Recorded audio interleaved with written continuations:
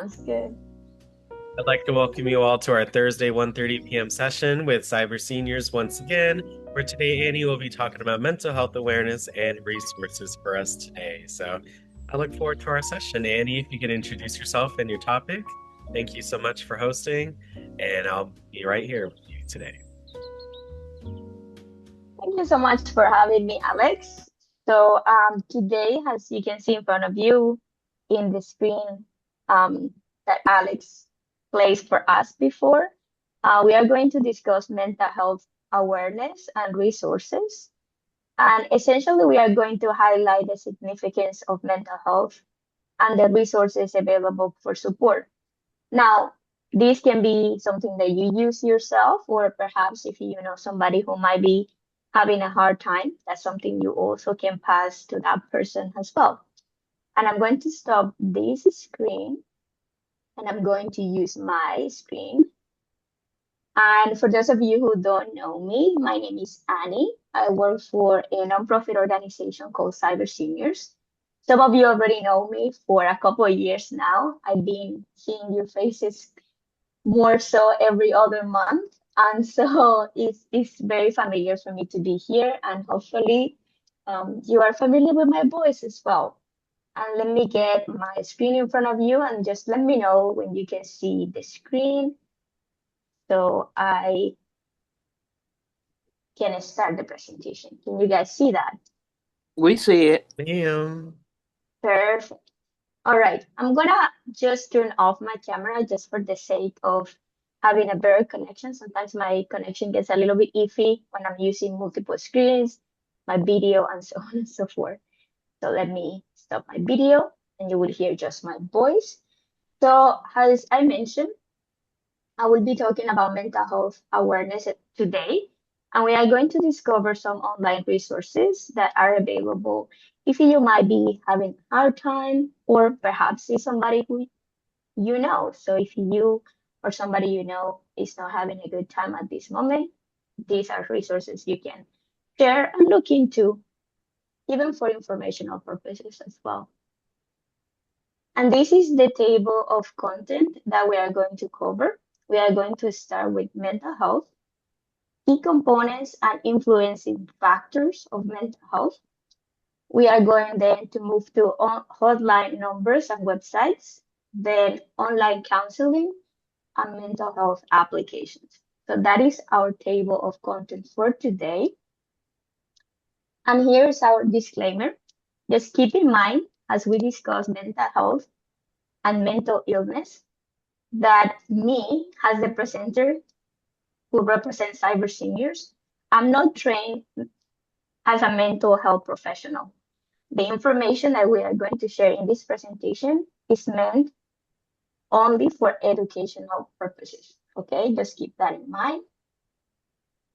And before we get into the resources, let's try to understand what is mental health.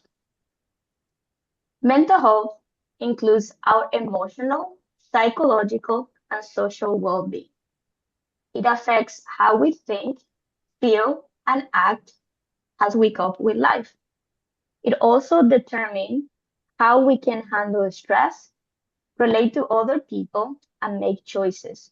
Mental health is important at every stage of our lives, from childhood to adolescence and the ages of aging.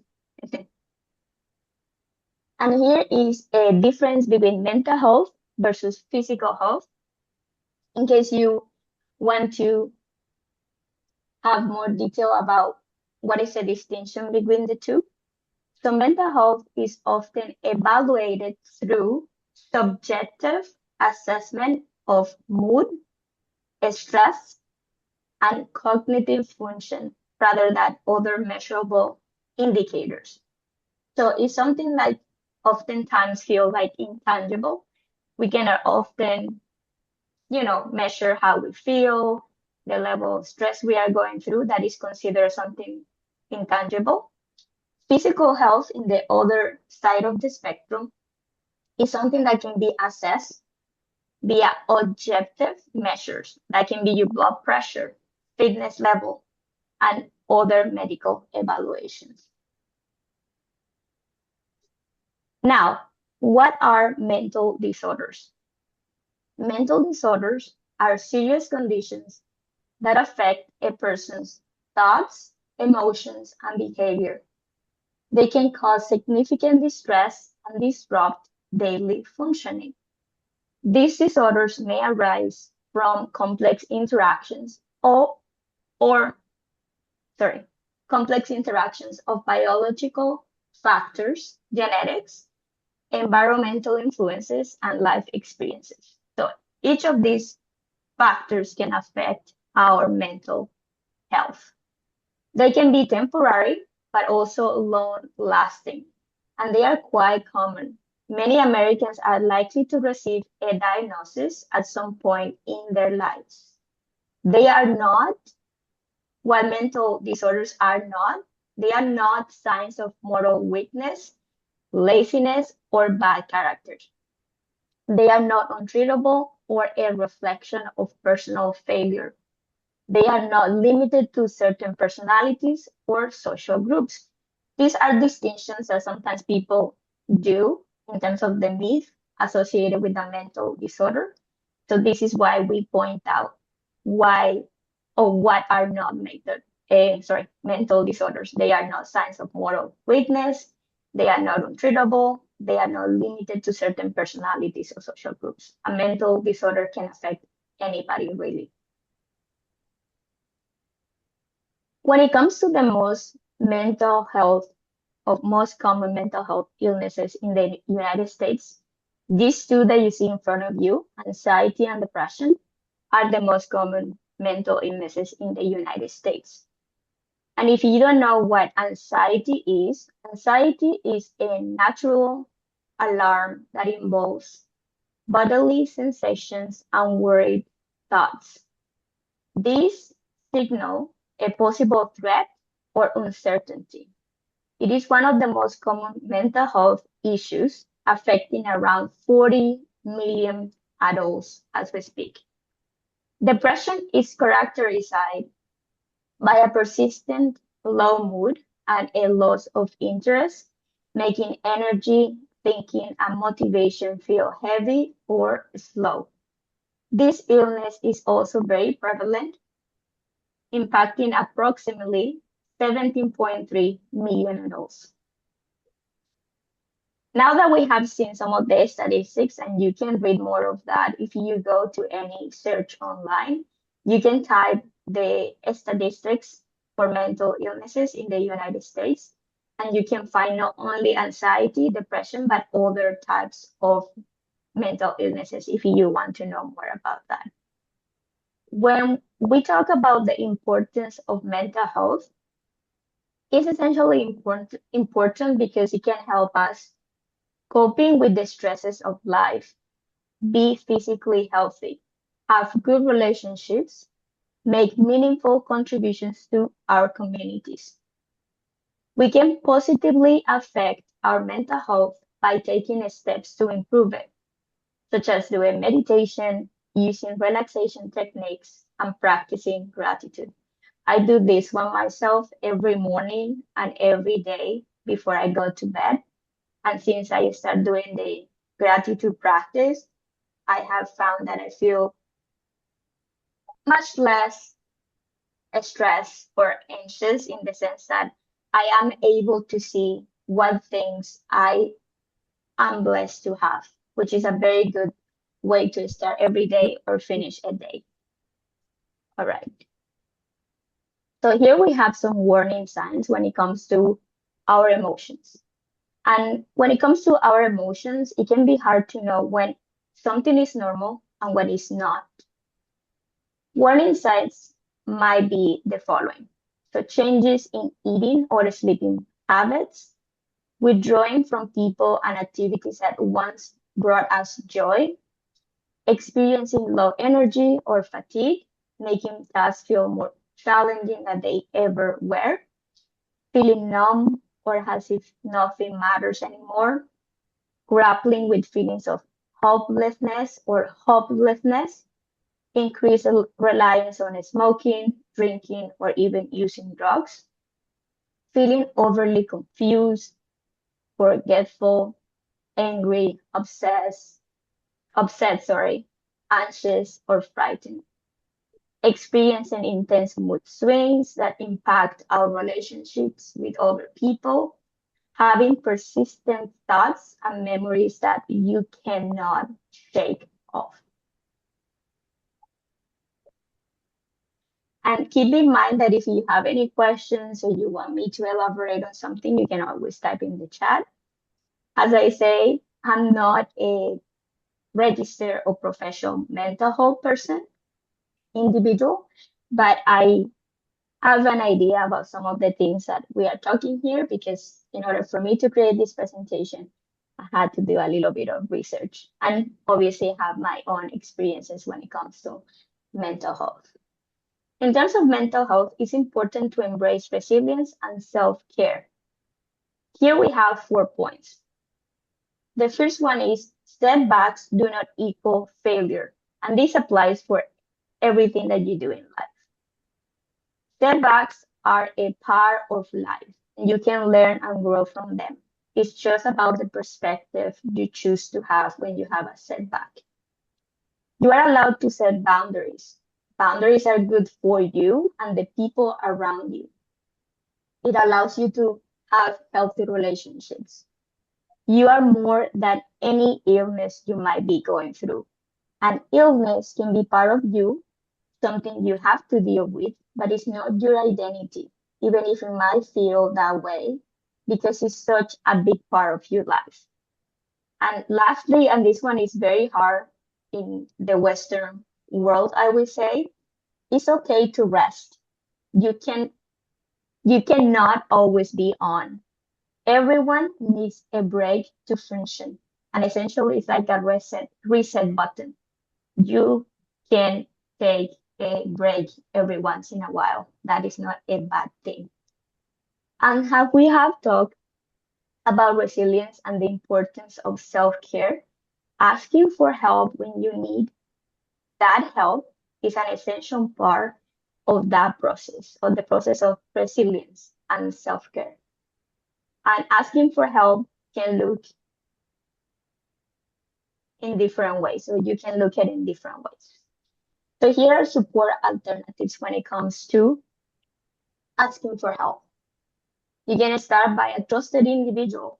If you have someone in your life who genuinely cares for you, reaching out to them can be a helpful first step.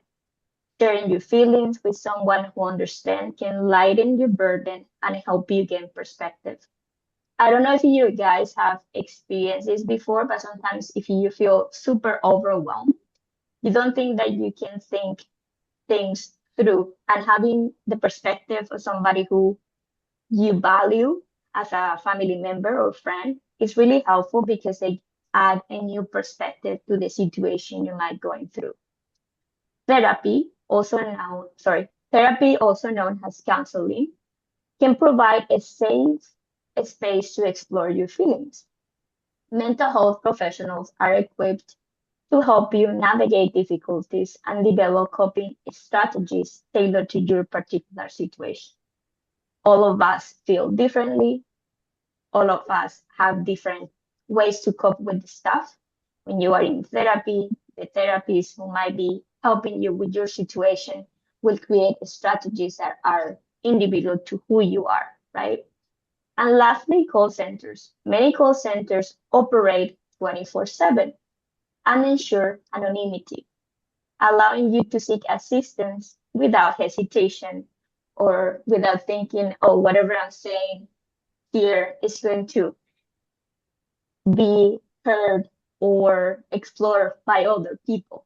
So that is something that oftentimes gets in the way for people who are looking for assistance, the fact that there is no anonymity in the conversations they can have. They are a valuable resource for those in need of immediate support, reminding us that we are not alone in facing life's challenges. Now we are going to talk a little bit about the impact of technology on mental health. Technology has, of course, very positive things and also very negative things. We have highlighted some of them based on the conversation we are having today about mental health. Some of the positive aspects that we have when we talk about the impact of technology on mental health is access to information. So technology provides easy access to a wealth of mental health resources, including online therapy, support groups, and even educational materials for those of us who want to know more about how the brain works, what kind of afflictions we go through as we experience life. So it's a very good place to find information. There is remote support, so telehealth services, and this become even bigger during the COVID pandemic. And mental health apps enable individuals to seek professional help from the comfort of their homes, reducing problems with access, and even when the person cannot move from one place to the other. And lastly, here, social connection. Social media and messaging platforms allow people to stay connected with friends and family, fostering a sense of community and reducing feelings of isolation. Much like the meetings we are having today, like this meeting on Zoom, this allows us to connect in a way that although we are not in the same city and in the same country, we still are able to connect via this kind of applications such as Zoom, like a video conferencing application. The other side of the spectrum, where the impact of technology on mental health, is digital overload. Because there is so much information online, we have a constant exposure to screens and notifications, and this can lead to information overload and contribute to the stress we perceive by means of also promoting anxiety and decreasing our attention span. Why is that? Because we have so much information, the way we consume that information is very fast. So you are not even processing the first thing that you were told when the next thing is given to you. And that constant thing reduces our capacity to retain information and even pay attention to things that are really important, or perhaps go deeper into the topics we care, because we are constantly receiving information in a fast way. Second here is cyberbullying. So the anonymity of the internet can facilitate cyberbullying, leading to negative psychological effects and emotional distress, especially among young people. And I don't know how often you go into social media, but remember, the way we live now is by comparison, by seeing what the other is doing, because we have access to their lives. Which leads me to the next aspect of the impact of technology on mental health when it comes to a negative aspect is the comparison culture. As I just mentioned, social media platforms often promote unrealistic standards and foster a culture of comparison because we can see what everybody is doing in social media. And sometimes this can lead to feelings of inadequacy or low self-esteem because when we compare our lives to other persons, perhaps that other person is doing way much more than we do, even more grandiose things that we do. And sometimes that can feel a little bit off for us, right? That being said, technology provides valuable tools and resources for mental health support, but it also presents challenges that can affect our well-being. By using technology mindfully and seeking help when necessary, we can take advantage of these benefits while reducing the potential negative effect on mental health. Now we are going to discuss mental health hotlines and websites. Research indicates that increasing awareness and collaboration with trusted primary care doctors and community resources will be highly effective. Many available resources exist but are not being utilized by people because sometimes we don't know where they are. As I mentioned before, there is so much information online, and we don't know what is the right tool to choose from all the things we see, right? Now, here's the first one. And let me see. All right. Alex has been in the chat. Okay. So this is 988 Suicide and Crisis Lifeline. This is the US 3-digit dialing code for connecting callers, text, or chats to immediate mental health crisis support.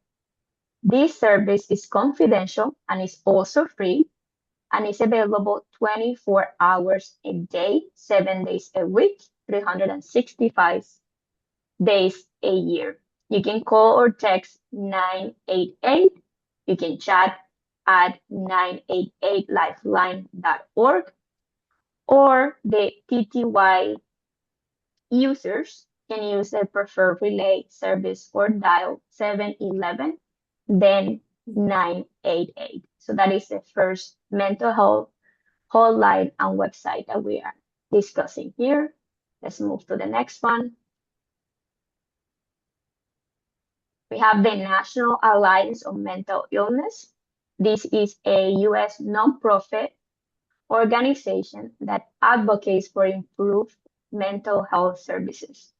It provides education and support for people with mental illnesses and their families, and works to reduce the stigma around mental illness.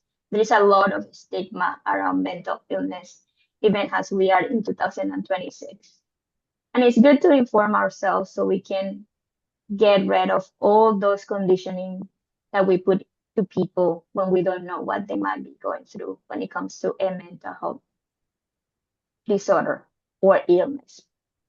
With the National Alliance on Mental Health, you have the opportunity to call the 1-800-950-6264 number. You can also text NAMI to 6264 or email the helpline at nami.org. This service is available Monday through Friday from 10 a.m. to 10 p.m. Eastern Standard Time. Although it's not 24/7, it's available 12 hours, right? It's very good as well.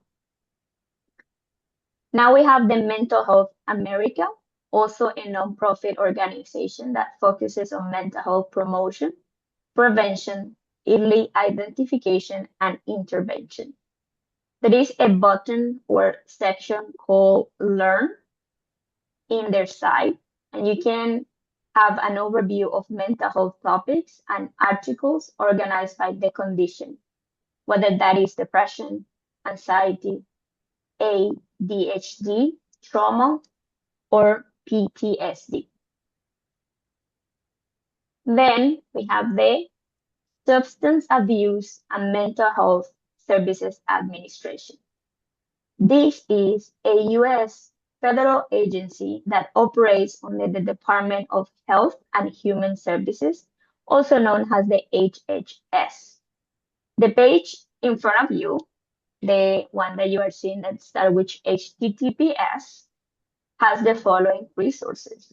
It has guidance on searching for healthcare professionals and programs, information on recognizing the signs that someone might need help or may need help, how to ask for assistance, and self-care strategies. It also contains details about different types of treatment, how to schedule appointments, and how to prepare for a treatment. It has options for covering costs, including details on insurance coverage, whether that is private, such as Medicare, Medicaid, or free or low-cost programs. Then now that we have talked about some of these resources when it comes to websites and hotlines, the next one is online counseling. Online counseling refers to therapy or mental health support delivered over the internet, online, right? rather than in a traditional office setting, as we have been accustomed to. This approach connects you with a licensed therapist or counselor through various digital platforms. The common methods used include video sessions, so you get to see face to face, or you get to have face to face conversations via a webcam. You can also message or chat if you don't feel comfortable either seeing the therapist's face or even showing your own face. And essentially, you can meet via a chat or a message every other week. And lastly, there is phone calls. And these are the typical audio only conversations. There is no face showing. There is no need for you to text. It's just essentially a regular, simple phone call. Teletherapy usage has increased significantly in recent years. And you can imagine why since COVID-19, right? Teletherapy is effective in treating various mental health conditions. A meta-analysis published in the Journal of Anxiety Disorders in 2018 conclude that teletherapy interventions are generally effective in reducing symptoms of anxiety. So it's a good system if you don't want to go to an office and you feel comfortable to either video calling a therapy or messaging them via a chat or even having a regular phone call. So you can use either of the three options I just mentioned. Here we have onlinetherapy.com. This is considered the best for structured support. It has a cost to it. The platform charges anything from $40 to 40, sorry, it charges anything from $40 to $70 per week. It's CBT focused. If you don't know what CBT means, it's cognitive behavioral therapy. And this is a type of talk therapy that helps people identify and change negative thought patterns and behaviors that contribute to emotional problems.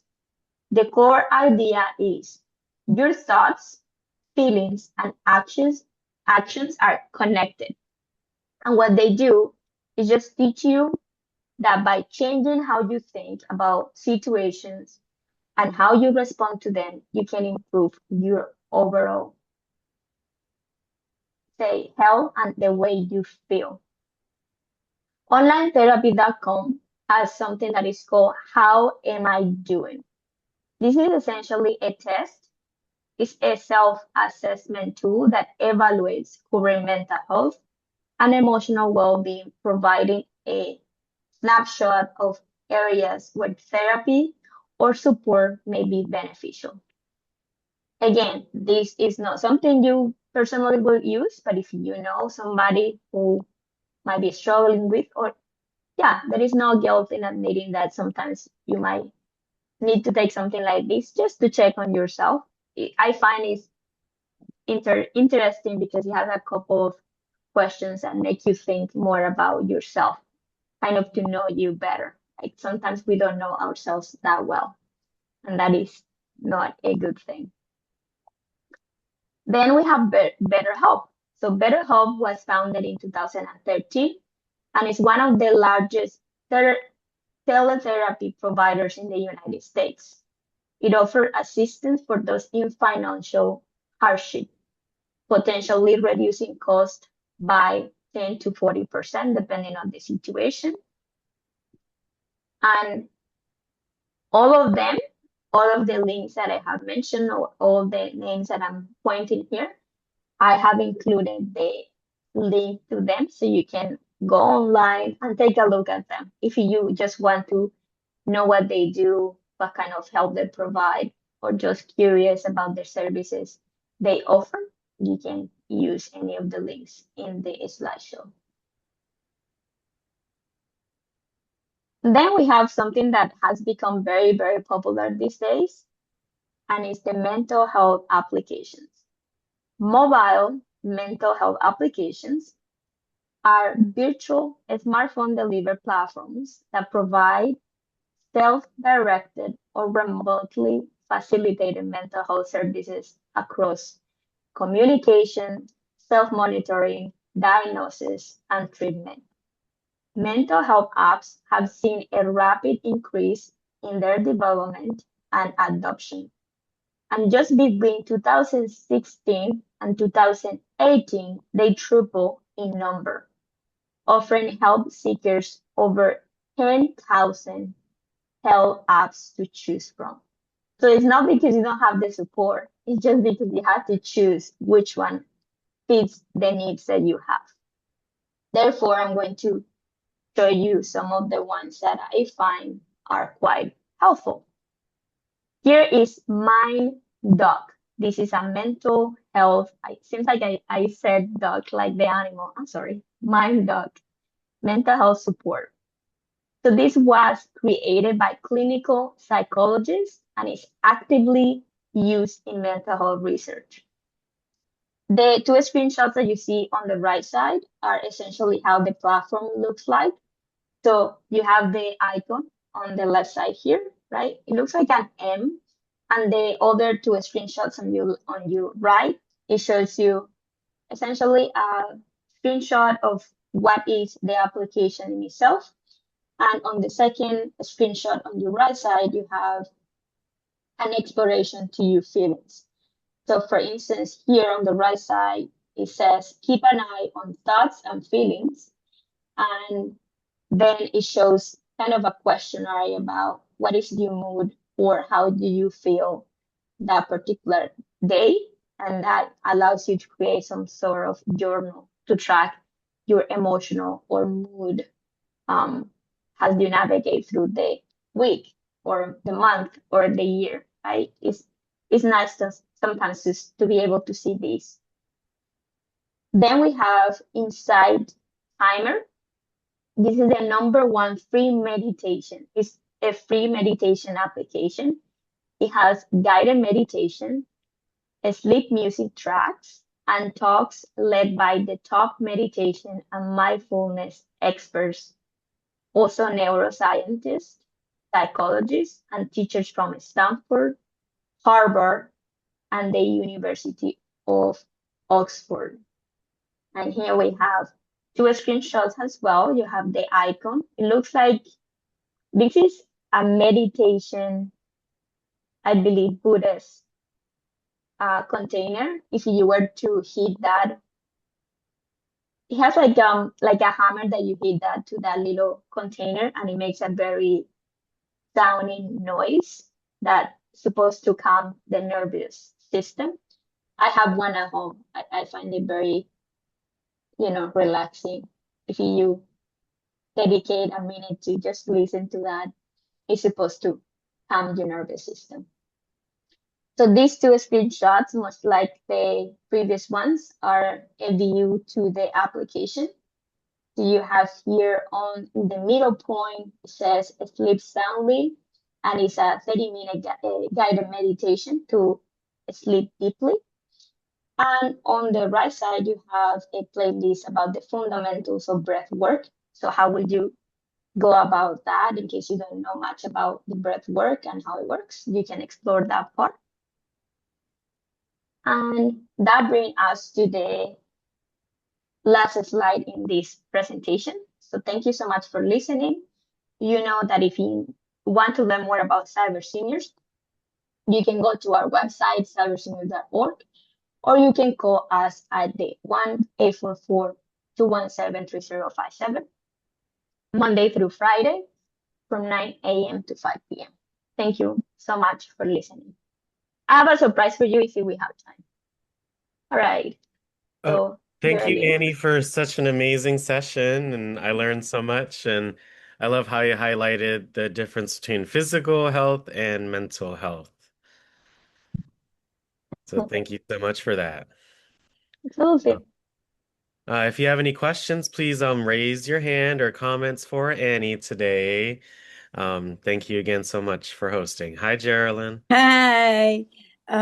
Thank you for calling on me. But listen, when it comes to support alternatives for the mental health, I was in therapy once, and the therapist told me that all you need is one person on your side.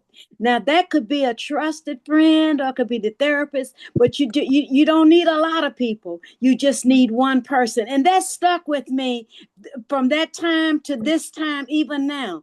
I just realized that you just need one trusted friend or therapist on your side when you're going through problems. So I just wanted to make that comment about the Thank you. support alternatives that you have. So yeah. That's awesome. And that is what I mentioned. That is the first one.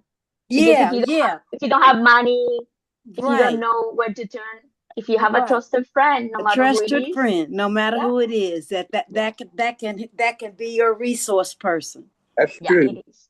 Yeah. All right. Do you guys want to do? I have something here that I thought it might be good. So I have this body scan. It's like a meditation. You don't need to close your eyes or do anything. You can just listen if you want. But I thought that if we have time, we can do it. It's 10 minutes. Yeah. If Mhm. everyone wants to do Yes. it. Yeah. Is it too long? No, you're good, Annie. Thanks so much. We Yeah. love meditations. Okay. So it's in a Spotify, so you don't have to use my voice. I don't think I have a meditation voice. But I think I can play this one. So let me get it for you, and we can do it all together. Which is, I think, based on the presentation that we have had, is a very nice way to end it. So let me know if you can see this. This is kind of the way Yeah. it looks. Yeah. Okay. And let me know if you can hear. You hear it? Nothing. Yeah. What Did about you now? when you hit share screen, can you did you hit share sound Yeah, on but the it's in right? my other screen, so I'm gonna stop it and start it. Yeah, 1 second. Sometimes when I'm using the two screens, it's a little bit funny. So I will start it again and see if you want to use my other screen. You can hear, no problem. All right.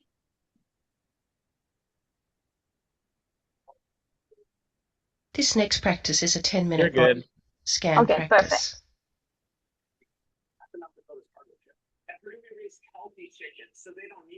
So finding a comfortable position, either sitting up or lying down, spine balanced straight, but not tense, arms and legs symmetrical. And if you're sitting, just having your feet grounded and placed squarely on the floor, arms gently resting in your lap.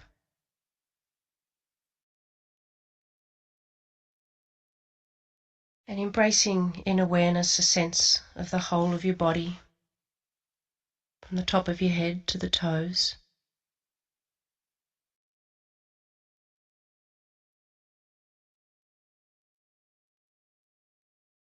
And now bringing your awareness to the feet, noticing the contact of the soles of the feet with the floor, feeling the sides and the top of the feet, the ankles.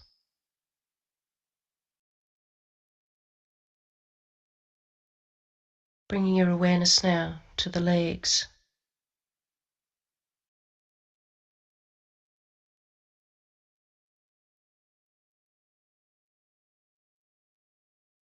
Whenever you become aware that your mind has wandered away from the body, just noticing where the mind has gone to and gently bringing your attention back to the legs without any judgment and with a sense of compassion. This is what minds do.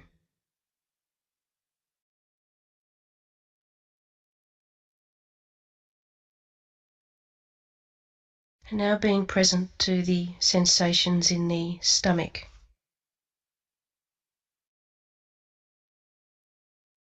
awareness on the inside as well as awareness on the outside.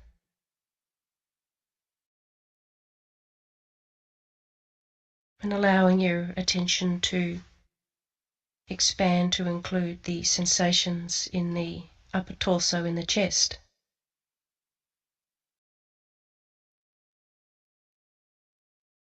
Feeling the changing sensations associated with the breathing.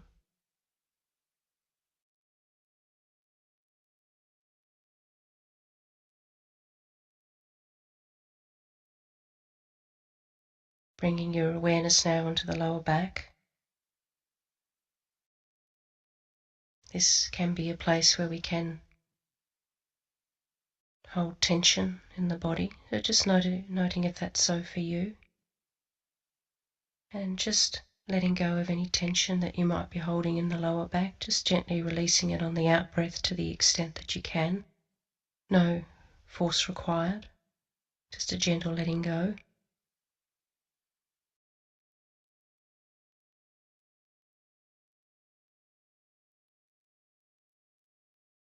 And allowing the awareness now to expand into the middle of your back and the upper back, across the back of your shoulders and the back of your neck.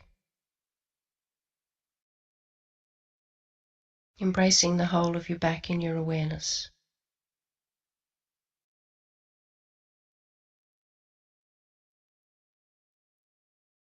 Being present to the sensations in your shoulders.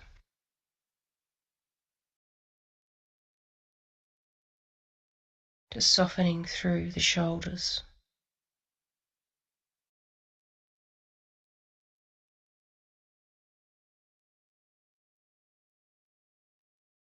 And noticing the sensations now in the arms, from the shoulders to the elbows, and the upper arms, the elbows to the wrists.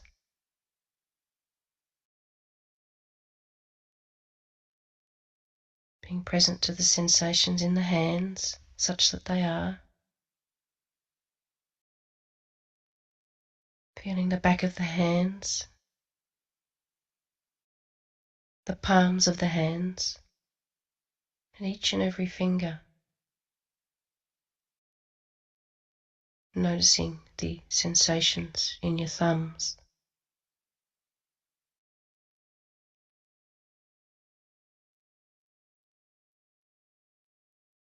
And if you're not feeling very much at all, just noting that as well, just bringing a openness and an acceptance to that.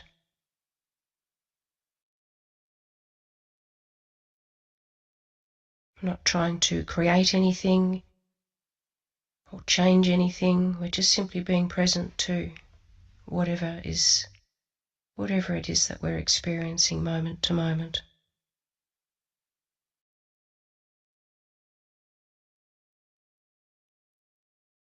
And bringing your awareness now into the face.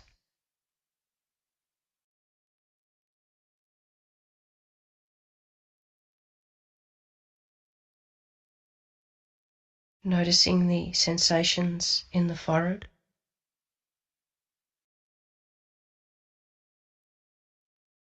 Softening the area of the forehead. And that area in between the eyebrows.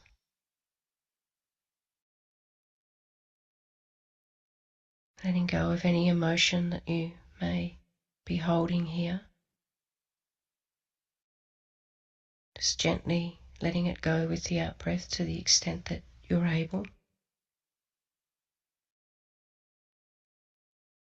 Softening the tiny muscles around the eyes.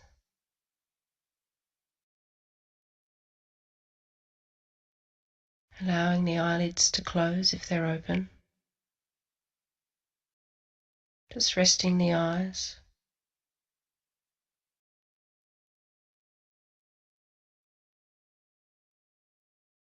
And being present to the sensations in the jaw,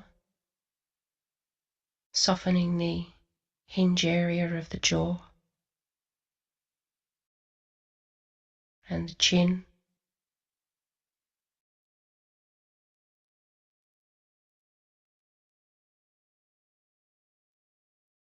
Softening the lips.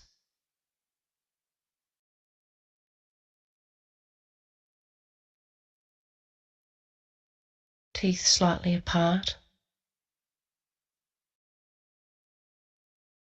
And allowing the tongue to very gently rest against the roof of the mouth, the tip of the tongue just resting against the back of the teeth.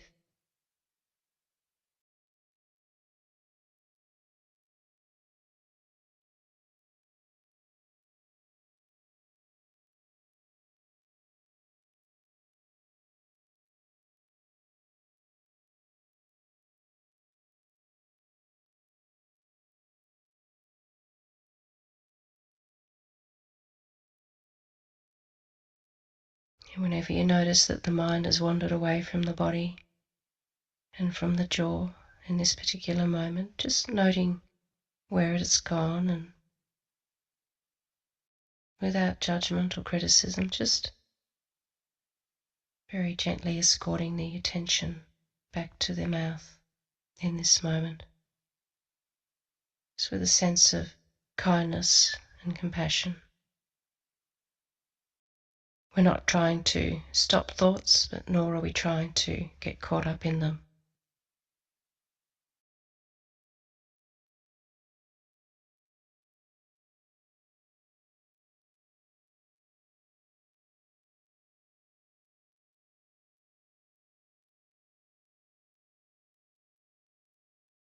And now expanding your awareness to once again include the whole of your body. Embracing the whole of your body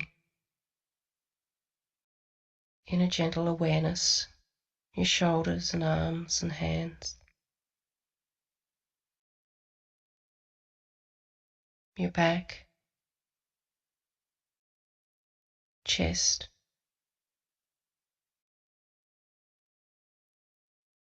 and stomach,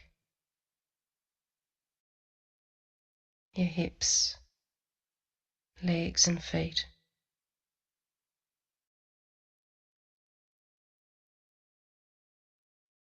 So having a sense of the whole body now. Being aware of the room and the environment around you.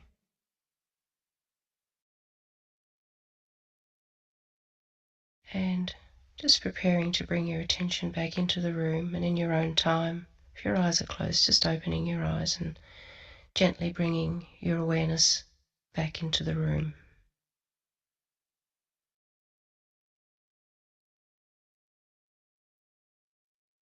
All right. Any thoughts on the meditation, folks? That was very relaxing. That was very nice, Annie. I'm glad you feel that way. You guys, I want to show you this. Remember one of the applications? Those things. Those I love those. Yeah, this is oh, it's actually backwards. Wait. Yeah, so I have one of those. My husband is a meditator, much more than I am. So he had one of those. So every single time he's gonna meditate, he gives that So that how gentle. do you use it, Annie? Again, show us how you use it. You use Yeah, so you just touch it on the side. Oh. And that's it. Yeah. And it's supposed to put you into the relaxation mode. So when you start meditating, you know that that's where you're going. I think that's what it is. As I say, I'm not a meditator myself. My husband is more so than I am. I practice more like gratitude journaling. I do more of that. But essentially it's supposed to be relaxing. Like, yeah. Okay. Good. Yeah. I just want to show you. Yeah, I just want to show you how that little container of one of the applications looks like. The Insight Timer, I think it's called the application. So that's what it is. Yeah. All right. I think that makes for a class, Alex. What do you think? Well, you know, Annie, I've done some meditation. I've tried, but I'm always told no judgment. Mm-hmm. Mm-hmm. It's very important not to be judgmental or judging whether you are mindful or not mindful, but it's not easy. Mm-mm.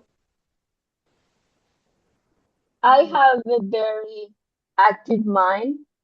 And what I have learned now that I have with my husband, been with my husband for quite some time, is that most people think that when you meditate, you need to stop your thoughts, and it's not about that. It's about Right. being aware of what you are thinking and the kind of communication you have with yourself, because we do a lot of the human mind thinks much more negative than positive, and we tend to judge more than do anything else. So the idea with meditation is just to be aware, oh, I'm doing that now, you know, more so Yes. that stopping doing that now. It's just about, okay, I'm doing it. And that is what cognitive behavioral therapy is, just being aware of what you are doing, how you are thinking, so you can just recognize that in the future when you do it again, okay, I have done this before, I'm doing it again. And eventually when you are aware,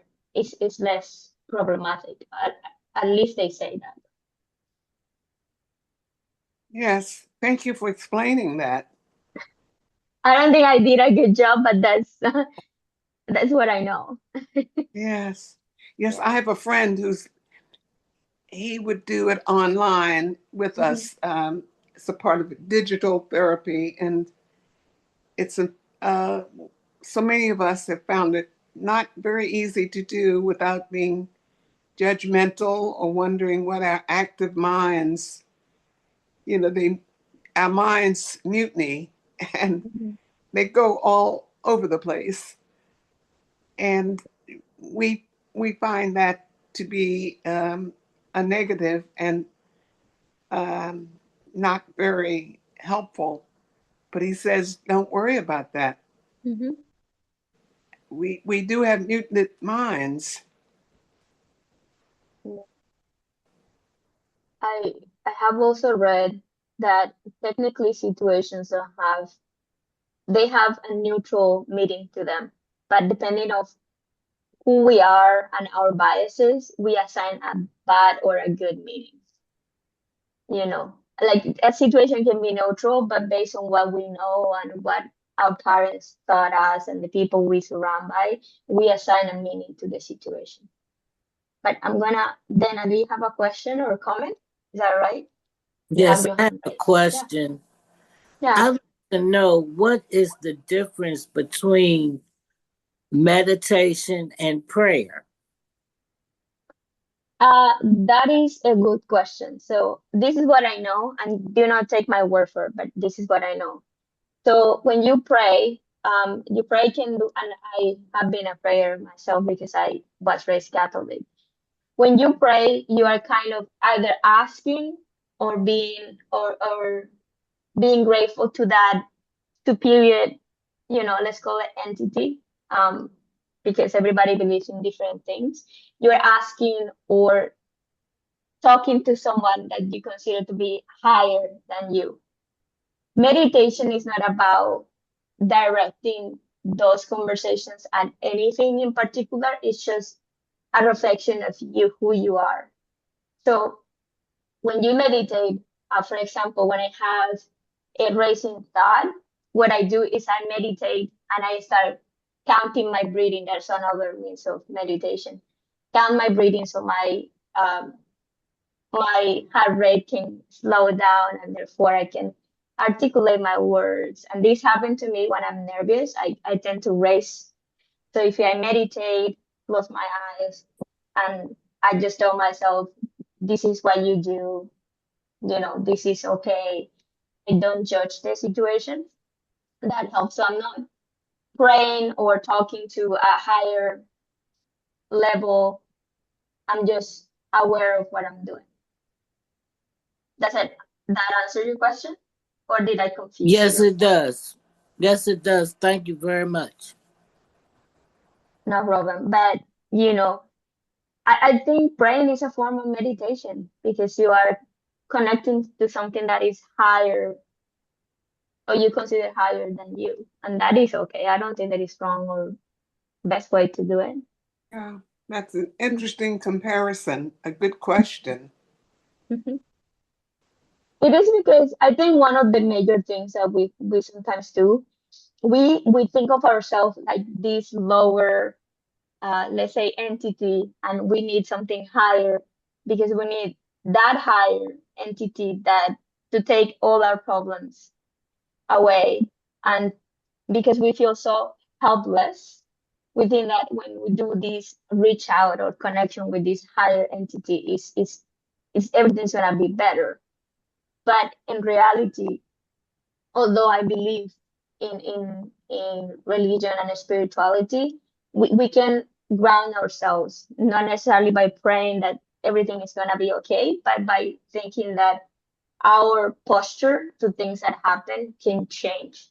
Mhm. You know, you can hate or love people. Like, what is your choice? Are you gonna hate?